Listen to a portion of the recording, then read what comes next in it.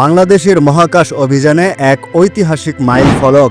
মঙ্গলবার ময়মনসিংহে প্রথম বাণিজ্যিক সাব অরবিটাল রকেট বিদ্রোহী এর আনুষ্ঠানিক উন্মোচন করা হয়। দেশীয় প্রযুক্তিতে তৈরি এই রকেট বাংলাদেশকে মহাকাশ গবেষণার মানচিত্রে নতুন উচ্চতায় নিয়ে যাওয়ার স্বপ্ন দেখাচ্ছে। ৬.১ মিটার দৈর্ঘ্যের এই রকেটটি ৩৫ থেকে ৫০ কেজি পেলোড বহন করতে সক্ষম।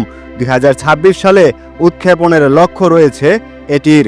রকেটটির প্রথম পর্যায়ে ব্যবহার করা হয়েছে কঠিন জ্বালানি, দ্বিতীয় পর্যায়ে তরল জ্বালানি। এ নিয়ে ধূমকেতু এক্সের সিও নাহিয়ান আল রহমান বলেন, বিদ্রোহী শুধু একটি রকেট নয়, এটি বাংলাদেশের জন্য মহাকাশ প্রযুক্তিতে স্বাবলম্বী হওয়ার আন্দোলন। আমরা সরকারি বেসরকারি সহযোগিতা চাই, যাতে দেশেই উৎক্ষেপণ সম্ভব হয়।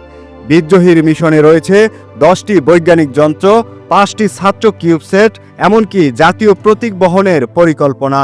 এতে বাংলাদেশে এখনও মহাকাশ উৎক্ষেপণ সংক্রান্ত আইনি কাঠামো না থাকায় চ্যালেঞ্জ রয়েছে। শহীদ রমিতের স্বপ্ন ছিল রকেট বিজ্ঞানী হওয়া।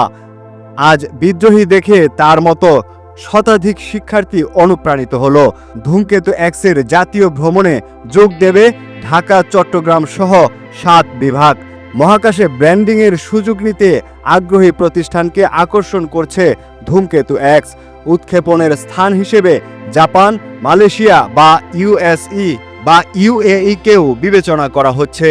50 জন আন্তর্জাতিক বিশেষজ্ঞ ও দেশীয় মেধাবীর সমন্বয়ে গঠিত দলটি চালিয়ে যাচ্ছে এই মিশন।